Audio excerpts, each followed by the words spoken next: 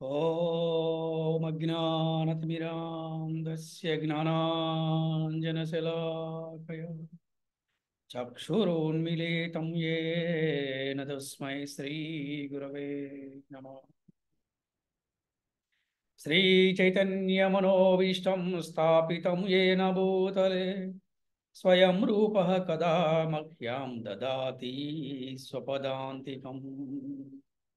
नमावो विष्णुपदाय कृष्णप्रेष्ठाय भूतले श्रीमते भक्तिवेदांत स्वामिनिति नामिने।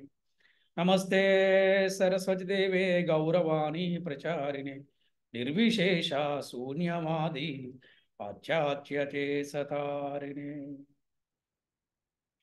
जय श्री कृष्ण चैतन्य प्रभु नित्यानंद श्री अद्वैत गदाधर श्रीवासादि गौर भक्त वृंद। हरे कृष्णा कृष्ण कृष्ण हरे हरे हरे राम राम राम हरे हरे। ओम नमो भगवते वासुदेवाय। ओम नमो भगवते वासुदेवाय। ओम नमो भगवते वासुदेवाय। ओम नमो भगवते वासुदेवाय। ओम नमो भगवते वासुदेवाय। ओम नमो नमो भगवते भगवते वासुदेव। वासुदेव। హరే కృష్ణ. ఈనాటి భగవద్గీత క్లాస్కి వచ్చేటువంటి భక్తులందరికీ కూడా ఆత్మీయ ఆహ్వాన పలుకుతున్నాము. హరే కృష్ణ. हरे कृष्ण गुरुजी। హరే కృష్ణ. हरे कृष्ण गुरु जी, धन्यवाद प्रणाम। हरे कृष्णा प्रभु दंडवत प्रणाम। Very good. हरे कृष्णा गुरु जी, धन्यवाद प्रणाम। हरे कृष्णा माता जी दंडवत प्रणाम। हरे कृष्ण प्रणाम। हरे कृष्णा कुसुमा माता जी दंडवत प्रणाम। हरे कृष्ण प्रभु जी, दंडवत प्रणाम। हरे कृष्णा माता जी दंडवत प्रणाम। हरे कृष्ण प्रभु जी। हरे कृष्णा माता जी कमला माता जी हरे कृष्णा। हरे कृष्ण प्रभु जी, दंडवत प्रणाम। दंडवत प्रणाम माता जी दंडवत प्रणाम। दंडवत प्रणाम। दंडवत प्रणाम दंडवत प्रणाम। हरे कृष्णा वेरी गुड। సో మనము हरे క్లాస్లోకి మనము స్టార్ట్ చేద్దాము. నిన్న మనము 10వ అధ్యాయము 12వ శ్లోకం నుంచి 18 శ్లోకాల వరకు మనం చెప్పుకున్నాం కదా. మరి ఈ రోజున 10వ అధ్యాయము 19వ శ్లోకం నుంచి 28 శ్లోకాల వరకు మనం చెప్పుకుందాము. నిన్న మన క్లాస్లో అమృతం ఎలా ఉంటుందో మనం తెలుసుకున్నాం అనమాట కదా. మన అమృతాన్ని ఆస్వాదించారా మీరందరూ కూడా నిన్న? ఆస్వాదించాం గురుజీ। ఈ రోజున విభూతి అనగా ఏమి, విభూతి అంటే ఏమిటి అనే దాని గురించి మనం తెలుసుకుంటాం కదా. ఈ విభూతి గురించి తెలుసుకున్నా కూడా అమృతమే. అంటే కృష్ణుడు సంబంధించిన ప్రతి ఒక్క వాక్యము, కృష్ణుడు సంబంధించినటువంటి ప్రతి ఒక్క కథ, కృష్ణుడు సంబంధించినటువంటి ప్రతి ఒక్క లీల కూడా అమృతమే. అలాగే ఈ విభూతులు కూడా అమృతంగానే ఉంటాయన్నమాట. విభూతి అంటే ఏమిటనే దాని గురించి ఇక్కడ మనం చాలా చక్కగా ఈరోజు మనం తెలుసుకునే ప్రయత్నం చేద్దాం.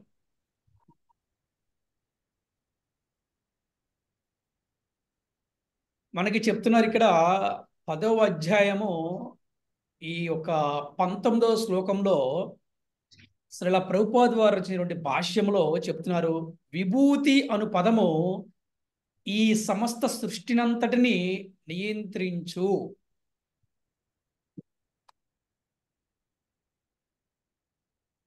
అతని విభూతులను సూచిస్తుంది అన్నమాట. అలాగే విభూతి అనే దానికి అసాధారణ వైభవము అని అర్థం అనమాట. అసాధారణమైనటువంటి వైభవము అంటే అసాధారణమైన శక్తులు, అసాధారణమైనటువంటి లీలలు మనం చూస్తూ ఉంటాం కదా. అంటే ముఖ్యంగా అసాధారణమైనటువంటి వైభవం గురించి మనం చెప్పుకుంటే ఎటువంటి వైభవం చెప్పండి ఆయన అంటే, శ్రీకృష్ణ భగవానుడి వైభవం గురించి తెలుసుకుంటే ద్వారకా నగరంలో 16,000 భార్యలకి ఒక్కొక్క భార్యకి ఒక్కో రత్నాల భవనాన్ని కట్టించాడు. ఎంతకన్నా వైభవంతమైన ఇంకెవరు ఉన్నారంటే ఛాన్సే లేదు. అందుకే ఆయన ఏమన్నారు? భగవంతుడు అన్నారు. ఇవే విభూతులంటే. అంతేకాకుండా ఈ రోజున నా దగ్గర నా భర్త లేడు అనే బాధ లేకుండా, ఈ రోజు నా తండ్రి నా దగ్గర లేడు అనే బాధ లేకుండా ఏకకాలంలో అందరి భార్యల దగ్గర, అందరి సంతానం దగ్గర కూడా ఆయన ఉండేవాడు. ఇవే విభూతులు అంటే అన్నమాట. అంటే అంటే ఆయన యొక్క విభూతులు ఎలాంటివంటే అసాధారణమైనటువంటి శక్తులు అన్నమాట. అది విభూతి అంటే అర్థం అది. అంటే భగవంతుడి యొక్క అసాధారణమైనటువంటి శక్తులు, అసాధారణమైనటువంటి వైభవము కూడా చెప్తున్నారు మనకి ఈ భాష్యంలో. కృష్ణుడంట మనకి కేవలము కొన్ని మాత్రమే చూపించాడంట ఆయన యొక్క విభూతులని, ఇంకా అన్ని చూపించలేదంట. ఇప్పుడు మన శ్లోకాల్లో చెప్పుకుంటాం.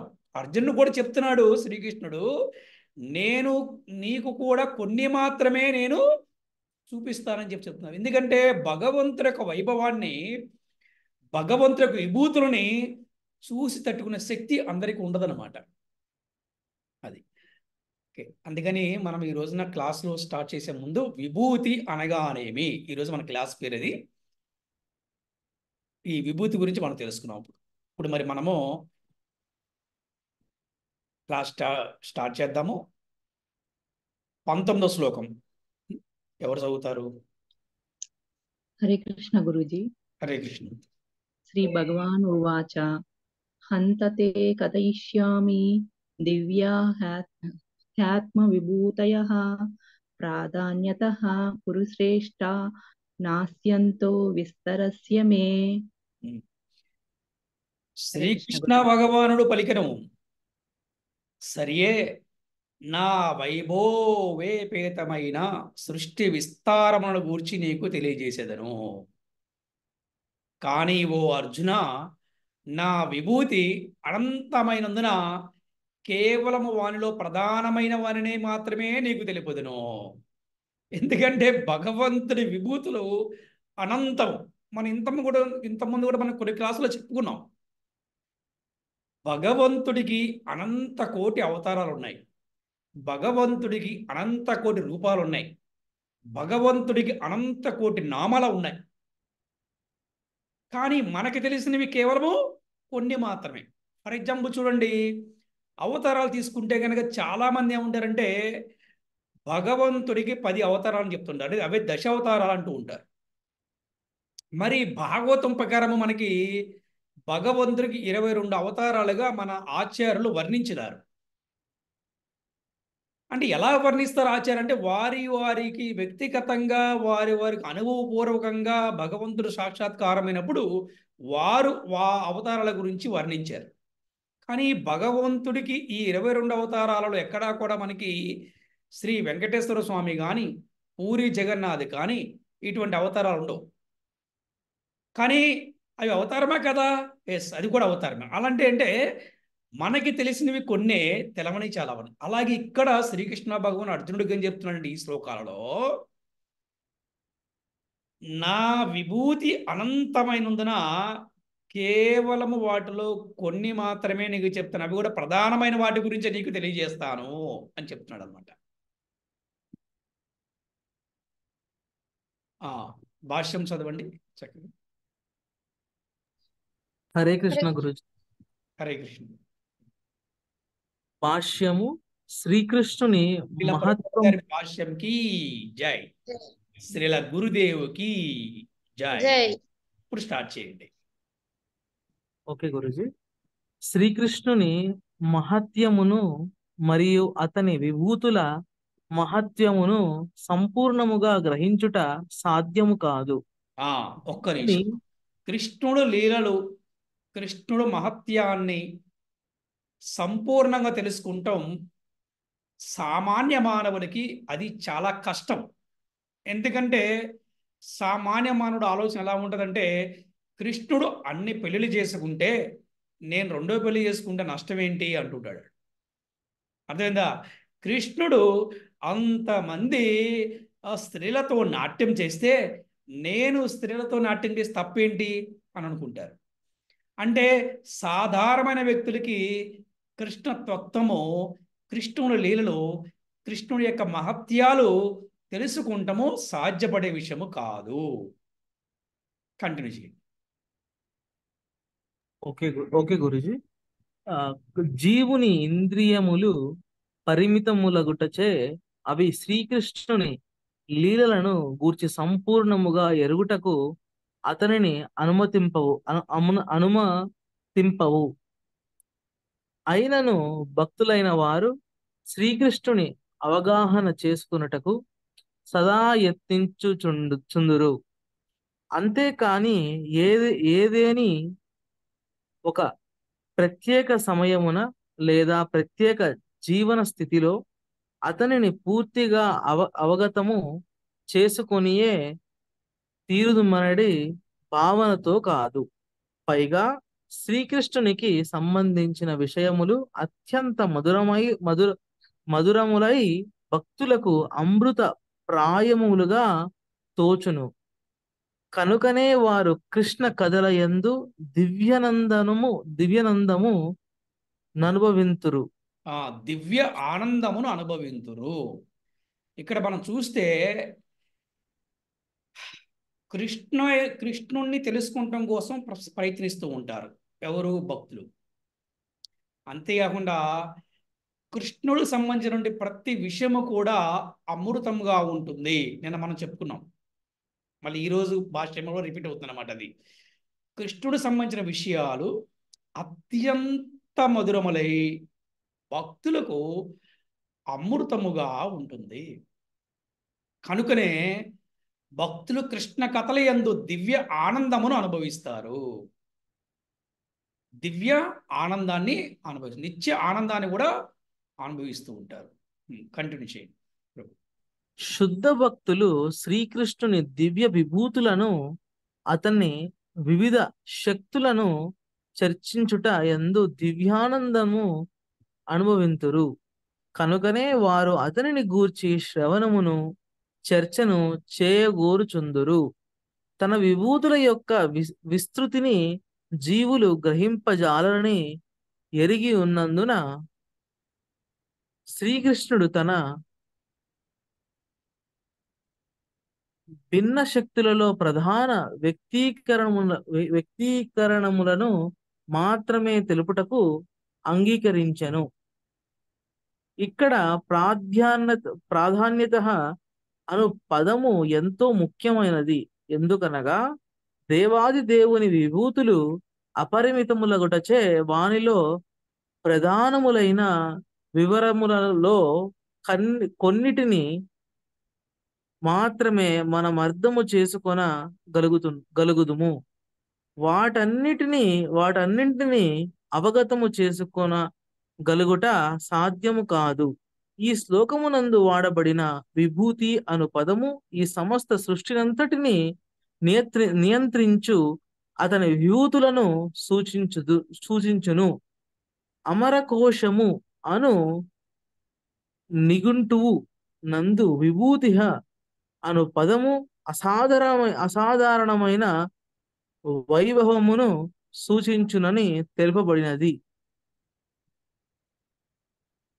నిరాకారవాదులు లేక సర్వము బ్రహ్మమయమని భావించు వారు శ్రీకృష్ణ భగవానుని అసాధారణ విభూతులను, అతని దివ్య శక్తులను అవగాహన చేసుకొనజాలరు. భౌతికము మరియు ఆధ్యాత్మిక జగత్తులంతటను అతని దివ్య శక్తులు సర్వరూపములలో విస్తరించి ఉన్నవి. కానీ ఇప్పుడు సామాన్య మానవుడు ప్రత్యక్షముగా దర్శింపగల దానిని మాత్రమే శ్రీకృష్ణుడు ఇక్కడ వర్ణించుచున్నాడు. ఈ విధముగా వైవిధ్యముతో కూడిన అతని శక్తిలో కొంత భాగము మాత్రమే ఇక్కడ వర్ణింపబడినది. హరే కృష్ణ. సో హరే కృష్ణ. మనం చెప్పుకున్నాము ఇంతకుముందు, భగవంతుడి యొక్క విభూతులను, భగవంతుడి యొక్క లీలలను సామాన్య మానవులు అర్థం చేసుకోలేరు. అంతేకాకుండా నిరాకారవాదులు కూడా అర్థం చేసుకోలేరు. ఎందుకంటే నిరాకారవాదులు ఏ భావంతో ఉంటారు? వాళ్ళు భగవంతుడికి రూపము లేదు అనే భావనతో ఉంటారు. భగవంతుడు రూపము లేదనే భావనతో ఉన్న వారికి భగవంతుడి లీలలను, భగవంతుడి విభూతులను అర్థం చేసుకుంటాము చాలా కష్టం. అందుకని సామాన్య మానవుడు ప్రత్యక్షంగా దర్శింపగల దాన్ని మాత్రమే శ్రీకృష్ణుడు ఇక్కడ వర్ణించున్నాడు. ఈ విధముగా వైవిధ్యముతో కూడిన అతని శక్తులలో కొంత భాగం మాత్రమే ఇక్కడ వర్ణింపడాడు. మనం చూడండి, సామాన్య మానవులు కూడా దర్శింపగలరు. ఒక ఎగ్జాంపుల్ చూడండి, బృందావనంలో శ్రీకృష్ణ భగవానుడు గోవర్ధనలు చేసినప్పుడు అక్కడ సామాన్య మానవుడు కూడా కృష్ణుని దర్శించుకున్నారా లేదా?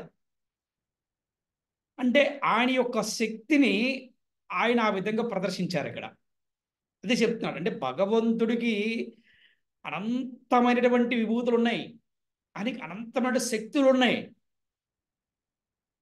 కానీ ఆయన సామాన్య మానవులకి కూడా దర్శించుకునేలాగా అందరినీ కూడా ఉద్ధరించడం కోసం ఆయన, మనం చూసాం గోవర్ధనలో చూసాం, మనం ఏంటి దామోదర లీల చూసాం మనం ఏంటి. మరి వెన్న దొంగ చేస్తున్నప్పుడు ఆ గోకులంలో ఎంతమంది సామాన్య మానవులు చూసి ఎంతో నవ్వుతూ ఎంతో ఆనందంగా ఉండేవారు అనమాట. అర్థమైందా? అంటే ఆ విధంగా కృష్ణుడి యొక్క లీలలు కానీ, కృష్ణుడి యొక్క విభూతులు కానీ, శ్రీకృష్ణుడి యొక్క శక్తులు కానీ అనంతమైనవి. కానీ ఓ అర్జున, నా శక్తులు అనంతమైనప్పటికీ ఏంటి, నీకు ప్రధానమైన వాటిని నేను నీకు వర్ణిస్తున్నానని చెప్పేసి అర్జునుడికి చెబుతూ, అర్జునుడి కేంద్రంగా పెట్టుకొని మన సమస్త మానవాళికి కూడా శ్రీకృష్ణ భగవానుడు ఈ విధంగా ఉపదేశాన్ని చేస్తున్నాడు. హరే కృష్ణ. 20వ శ్లోకం.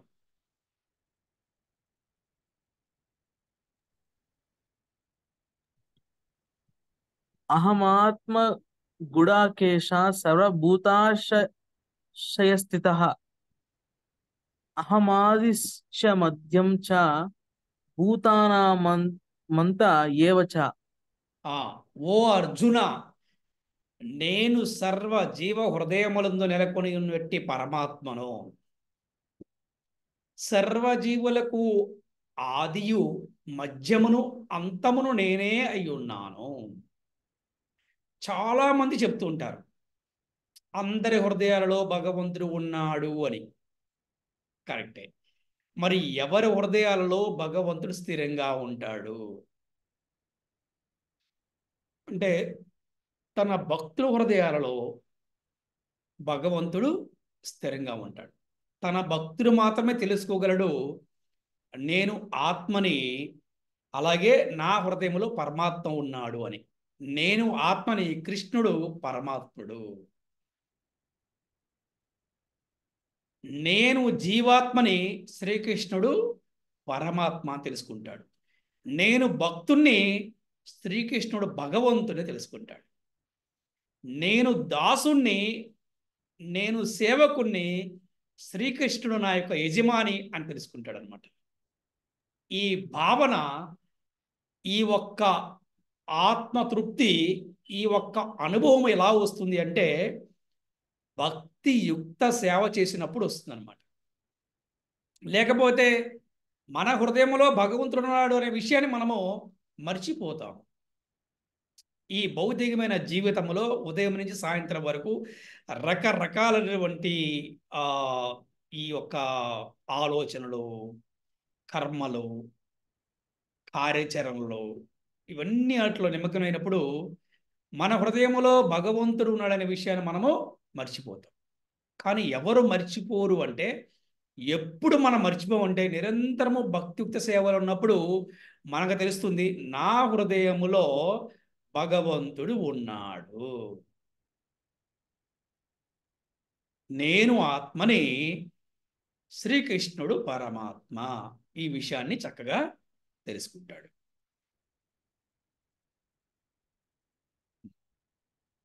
21వ శ్లోకం. हरे कृष्ण गुरुजी, धन्य प्रणाम गुरुजी।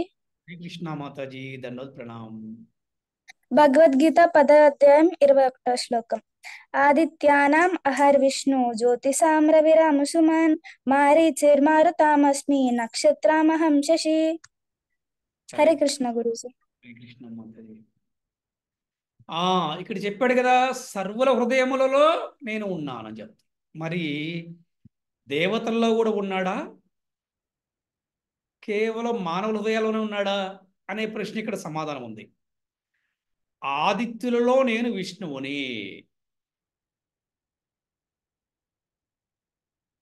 తేజస్సులలో ప్రకాశమానమైన సూర్యుడును, మరుత్తులలో మరీచిని, నక్షత్రములలో చంద్రుడును అయి ఉన్నాను.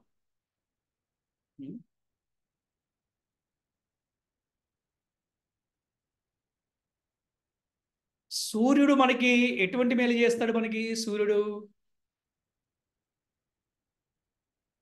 చెప్పండి ఎవరైనా. సూర్యుడు మనకి ఎటువంటి మేలు చేస్తాడు? వెలుగు ఇస్తారు. సూర్యుడు వెలిగినే కాదు, ఆరోగ్యానికి కారకుడు కూడా సూర్యుడే.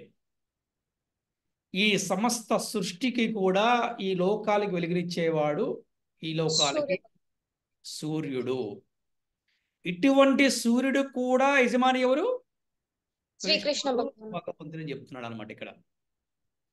మరి చంద్రుడు వల్ల ఉపయోగం ఏంటి చెప్పండి? చంద్రుడు ఏం మేలు చేస్తాడు?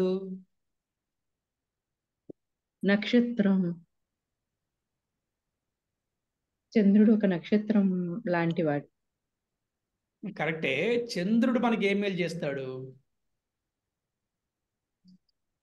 జీవ సృష్టికి చంద్రుని చల్లని కిరణాల వల్ల జీవ సృష్టి జరుగుతుంది అన్నమాట. అర్థమైందా? చంద్రుని చల్లని కిరణాల వల్ల. చంద్రుని చూస్తే మనకి చాలా ఆనందం వేస్తుంది కదా. ఇటువంటి చంద్రుడు కూడా యజమాని ఎవరు? కృష్ణుడు, భగవంతుడు. అంటే ఇక్కడ మనం ఏం తెలుసుకోవాలంటే,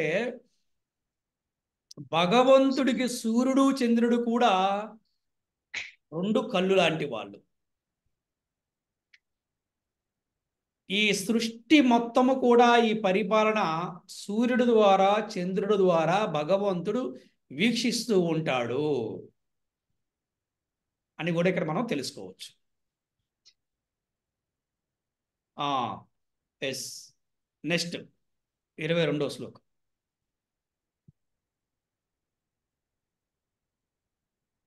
హరే కృష్ణ గురుజీ.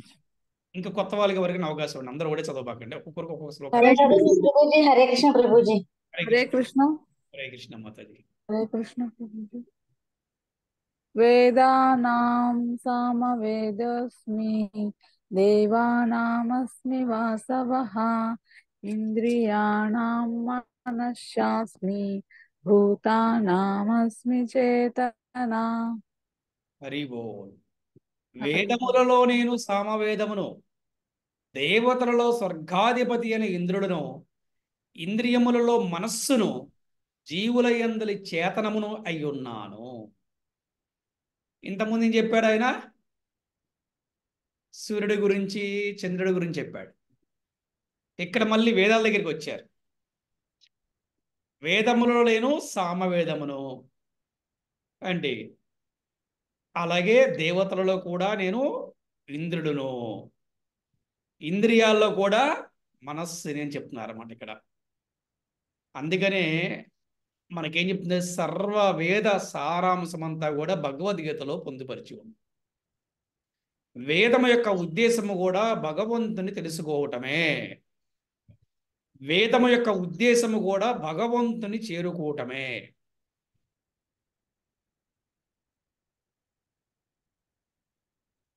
ఆ 23వ శ్లోకం ఏం చెప్తుంది? ఇప్పుడు చదవచ్చు ఎవరైనా.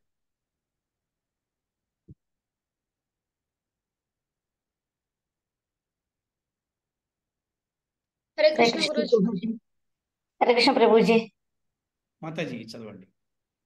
రుద్రాణం శంకరశ్చాస్మి, విత్తేశో యక్షరక్షసాం, వసూనాం పాపకచ్చాస్మి, మేరుహూసికి సికిరిణామహం. హరి బోల్.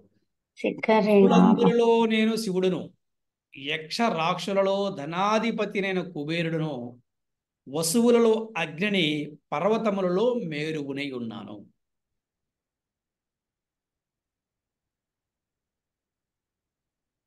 నెక్స్ట్ 24.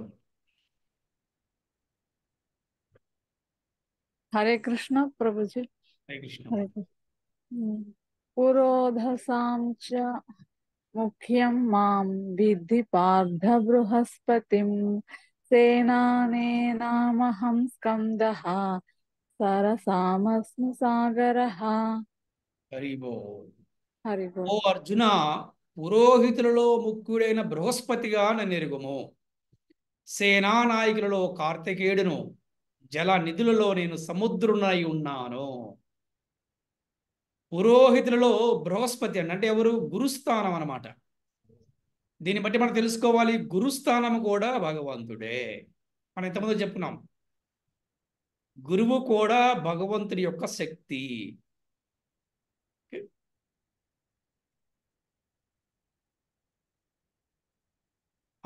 నెక్స్ట్ 25వ శ్లోకం.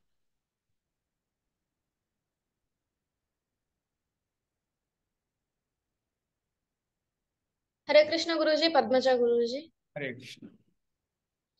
महर्षीणां भृगुरहं गिरामाक्ष्मेकमक्षरं यज्ञानां जपयज्ञोऽस्मि स्थावराणां हिमालयः। हरे कृष्ण गुरुजी।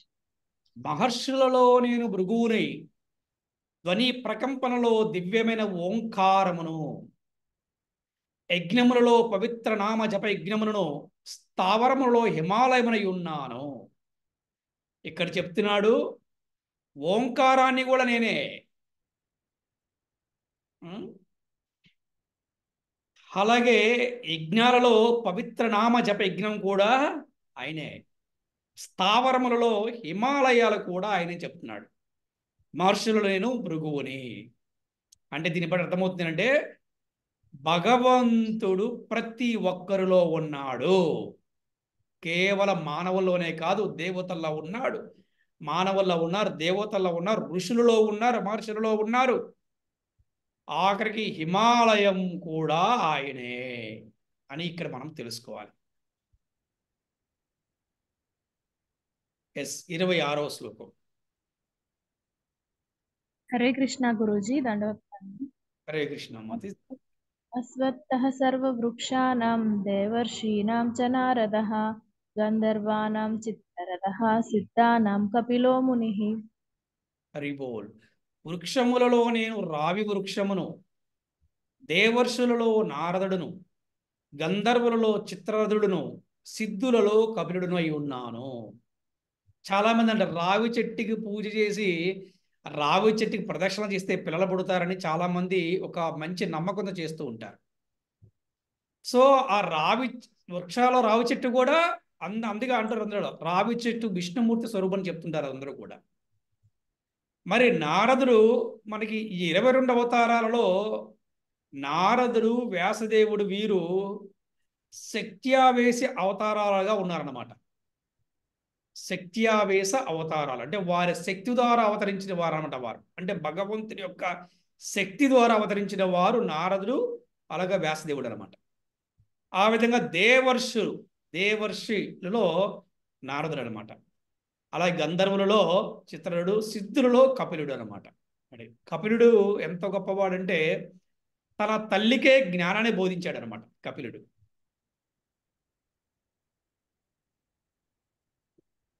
ఆ 27వ శ్లోకం. హరే కృష్ణ. హరే కృష్ణ. హరే కృష్ణ. ఉచ్చైశ్రవ సమశ్వానాం విద్ధి మామృతోద్భవం ఐరావతం గజేంద్రాణాం నరాణాం చ నరాధిపం. హరి హరి కృష్ణ. అశ్వములలో అమృతము కొరకే సాగర మందనము కావించిన సమయమున ఉద్భవించిన ఉచ్చైస్రవముగాన నెరుగుము. గజరాజులలో నేను ఐరావతమును మరియు నరులలో రాజును అయి ఉన్నాను. అంటే ఎక్కడ అదే సినిమా చెప్తారు కదా, what not is everything. What not is everything, is everywhere. చూసారా? ఎక్కడెక్కడ చెప్తున్నారు ఆయన? మానవులలో, దేవతలలో, ఋషులలో, ఏంటి హిమాలయాల్లో, ఆఖరి ఇప్పుడు ఏం చెప్తున్నారంటే ఈ సాగర మందనము చేస్తున్నప్పుడు వచ్చినటువంటి ఉచ్చైస్రవముగా ఏదైతే అమృతం వచ్చిందో అది కూడా భగవంతుని చెప్తున్నారన్నమాట. అలాగే ఏనుగులలో ఐరావతాన్ని చెప్తున్నారు, నరులలో రాజునై ఉన్నాను. అందుకే చూడండి, రాజుని విష్ణుమూర్తి లాగా భావించారనమాట. ఎస్, రాజుని విష్ణుమూర్తి అంటే రాజ్యానికి ఆయన పాలకుడు కాబట్టి, ఈ సృష్టి మొత్తానికి పాలకుడు భగవంతుడు కాబట్టి ఆ రాజుకి భగవంతుడి శక్తి వస్తుంది.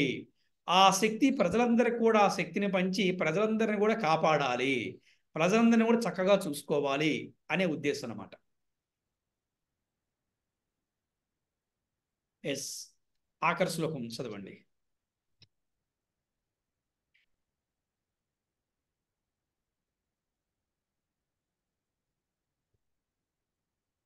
హరే కృష్ణ గురూజీ. పద్మజ గురూజీ.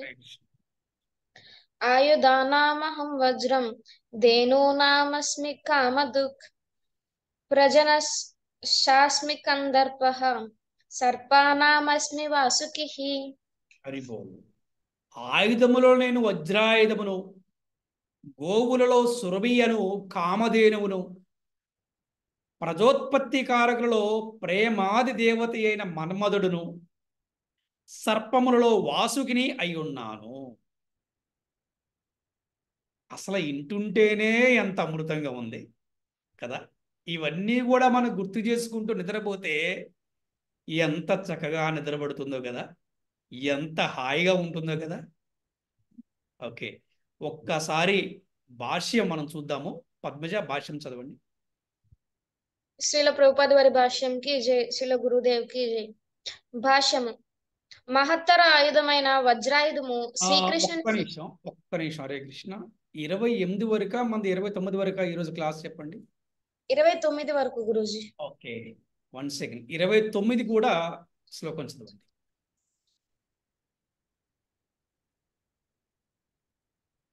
నువ్వే చదువునా పద్మజ?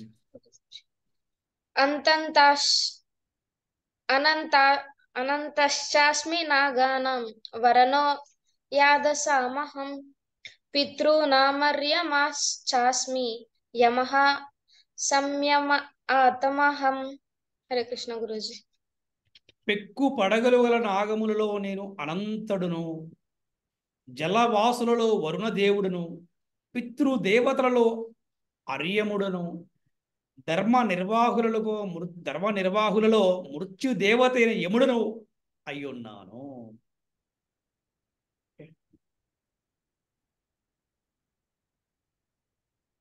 ఒక్కసారి భాష్యం చూద్దాం. శ్రీల ప్రభుపాద వారి భాష్యంకి జై. శ్రీల గురుదేవ్కి జై. జలవాసులలోకెల్లా వరుణదేవుడు శ్రేష్టమైనట్లుగా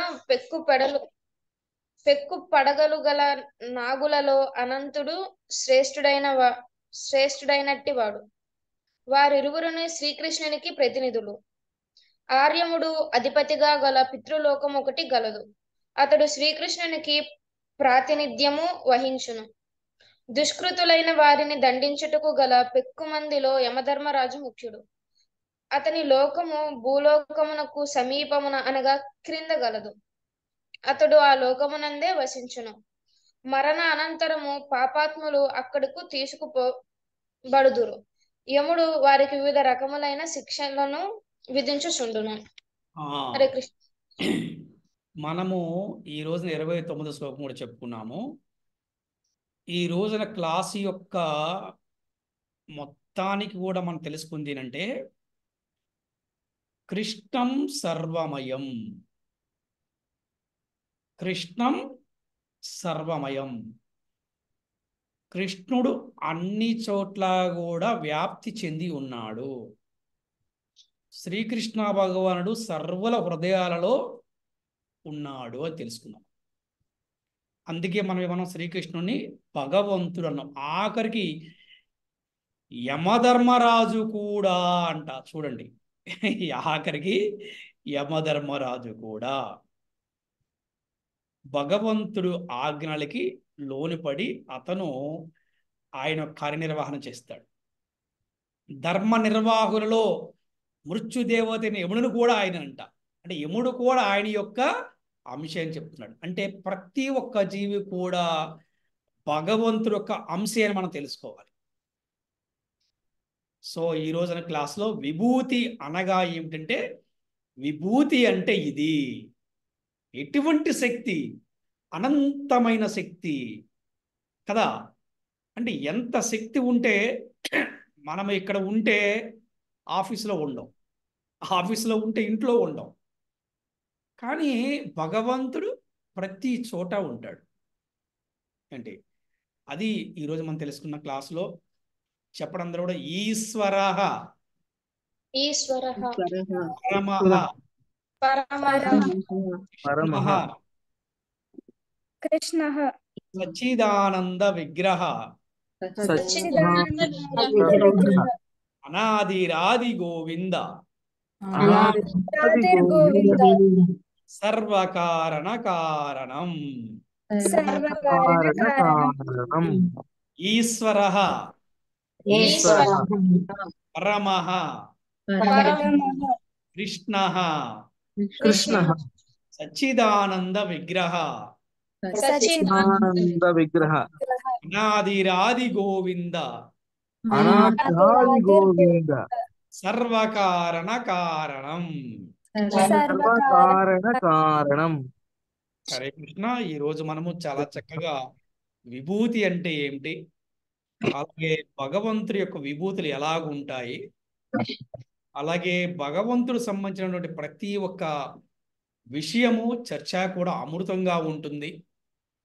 అలాగే భగవంతుడు సర్వుల హృదయాలలో ఉంటాడు, మానవులలో, దేవతలలో, అలాగే ఋషులలో. ఏంటి ఆయన వేదాలలో సామవేదాన్ని, ఆదిత్యులలో విష్ణువును, ప్రకాశమానంలో సూర్యుణ్ణి ఈ విధంగా ఆయన చెప్పుకుంటూ వచ్చారు. అందుకే ఈ 10వ అధ్యాయము చాలా చాలా చాలా అమృతములా ఉంటుంది ఈ అధ్యాయం అంతా కూడా.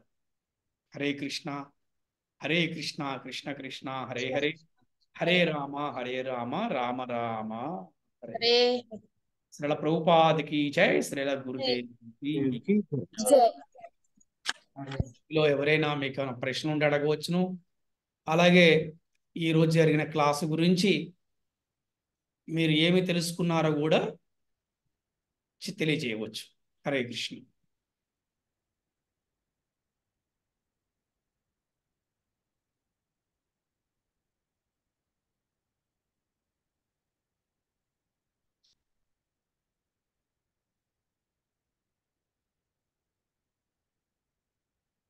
హరే కృష్ణ గురూజీ, ఒక doubt Guruji. Hare Krishna. 1 second. Yes, ఓంకారం కూడా నేనేం చెప్పారు కదా. ఎస్, ఎవరు పూజ చేసినా, ఎవరు ధ్యానం చేసినా ఇండైరెక్ట్ గా భగవంతుడికే చెందుతుంది. కానీ ప్రత్యక్షంగా ఎవరైతే భగవంతుడు చేస్తారో వారు భగవంతుడి లోకానికి వెళ్తారు అని మనకి భగవద్గీతలో, భాగవతంలో తెలియజేయబడింది. హరే కృష్ణ. ఇదే వస్తుంది. సో రిటర్న్ లో కూడా మనకి మంచి రావాలంటే ఏ విధంగా మనం కార్యాలు చేయాలి. మీరు ఇంత ముందు మీతో నేను డిస్కస్ చేసినప్పుడు మీరు గోమాతకి దండం పెట్టుకోవాలని చెప్పారు గురూజీ. అవును.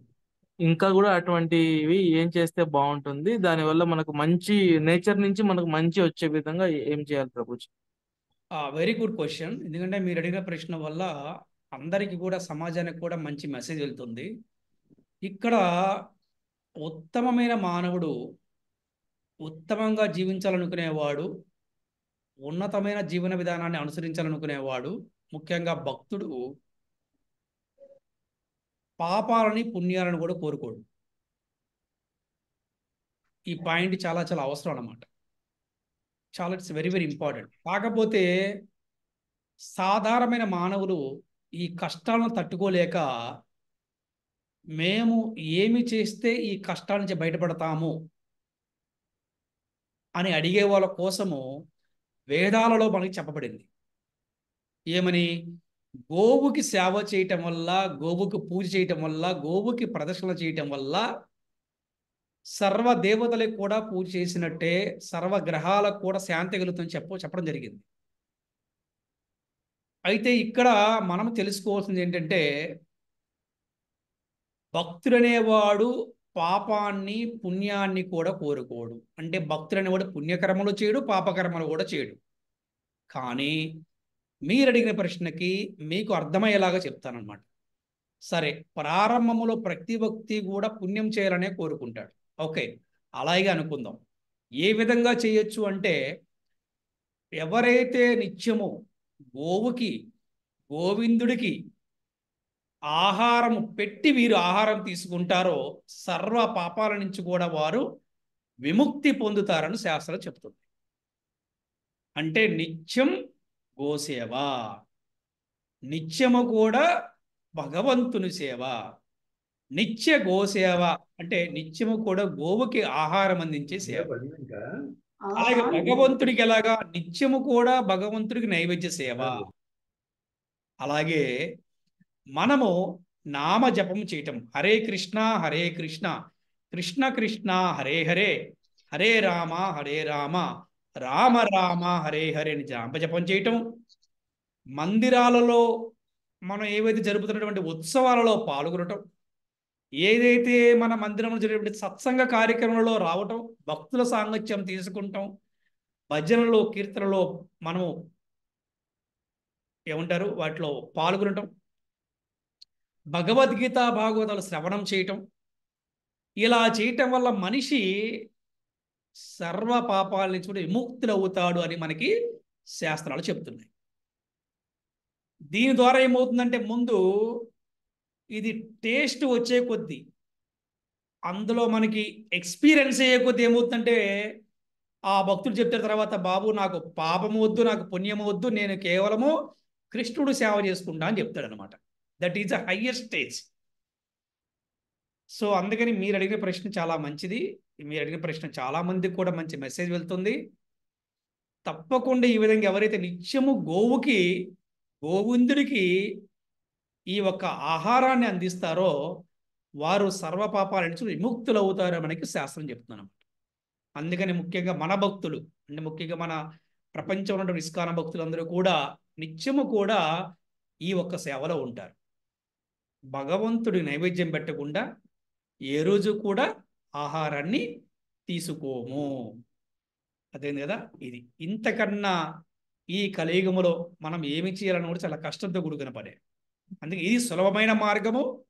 చక్కగా సర్వవేళలా సర్వావస్థలలో చక్కగా అందరూ కూడా హరే కృష్ణ కృష్ణ కృష్ణ హరే హరే హరే రామ రామ రామ హరే హరే మహామంత్రం చదువుకుంటూ జపం చేసుకుంటూ గోవుకి గోవిందుడి సేవ చేసుకుంటూ భక్తులతో మంచిగా మర్యాదగా ఉండటం, మందిరములో ఏదైనా సేవ చేస్తూ జీవితాన్ని ఆనందంగా గడపవచ్చు అన్నమాట. ఓకే, దీన్ని మించిన పరిష్కారము ఈ కలియుగంలో ఇంకొకటి లేదు లేదు లేదు అని మనకి శాస్త్రాలు చెప్తున్నాయి. హరిర్నామ హరిర్నామ హరిర్నామైవ కేవలం కలో నాస్తైవ నాస్తైవ నాస్తైవ గతిరన్యదా. ఈ కలియుగములో మానవులకి హరినామము తప్పితే వేరే గతి లేదు నాయనా అని చెప్తున్నారు. హరే కృష్ణ ప్రభు. చాలా బాగా చెప్పారు గురూజీ. Thank you Guruji. ధన్యవాదాలు. Very good. ప్రశ్న అన్నందుకు మీకు కూడా థ్యాంక్ యూ. హరే కృష్ణ. 56 నుంచి సెషన్ 56 నుంచి ఏం తెలుసుకున్నామంటే, అసలు విభూతి అనగా ఏమిటి, అసలు విభూతి అంటే ఏమిటి అనే టాపిక్ మీద మొత్తం తెలుసుకున్నాం గురించి. విభూతి అంటే అసాధారణమైన శక్తినే విభూతి అంటారు. అసలు అసాధారణమైన శక్తి అంటే ఒక గొప్ప వైభవంనే మనం విభూతి అని అంటాం. అంటే భగవంతుని విభూతులు సాధారణ మనుషులకి గాని, వ్యక్తులకి గాని, ఆఖరికి నిరాకారవాదులకి గాని అర్థం కాదు. కానీ ఎవరైతే భక్తియుక్త సేవ చేస్తారో, శరణు పొందుతారో వారికి మాత్రమే కృష్ణుని యొక్క విభూతుల్ని అర్థం చేసుకోగల సామర్థ్యం వారికి లభిస్తుంది. అండ్ ఇంకొక విషయం ఏంటంటే, కేవలం భక్తుల హృదయంలోనే భగవంతుడు స్థిరంగా ఉంటాడు.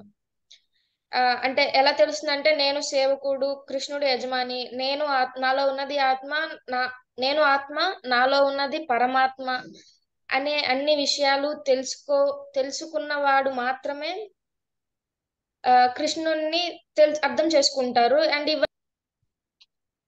హరే కృష్ణ హరే కృష్ణ హరే కృష్ణ కృష్ణ కృష్ణ హరే రామ హరే రామ రామ హరే రామ రామ రామ హరే కృష్ణ హరే కృష్ణ కృష్ణ కృష్ణ హరే హరే హరే రామ హరే రామ రామ రామ హరే హరే కృష్ణ హరే కృష్ణ కృష్ణ హరే హరే హరే రామ రామ హరే హరే. శ్రీల ప్రభుపాద की जय, శ్రీల జై कोटि वैष्णव भक्त वृंद की जय, జై अक्षय तृतीया महामहोत्सव की जय। జై. हरे कृष्ण హరే కృష్ణ. हरे कृष्ण।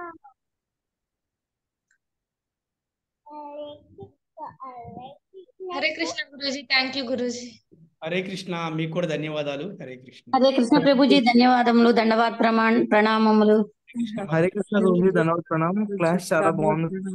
Thank you. హరే కృష్ణ. ధన్యవాదాలు ధన్యవాదాలు. హరే కృష్ణ. హరే కృష్ణ ప్రభుజీ, దండవత్ ప్రణామాలు. హరే కృష్ణ మాతాజీ, ధన్యవాదాలు. హరే కృష్ణ.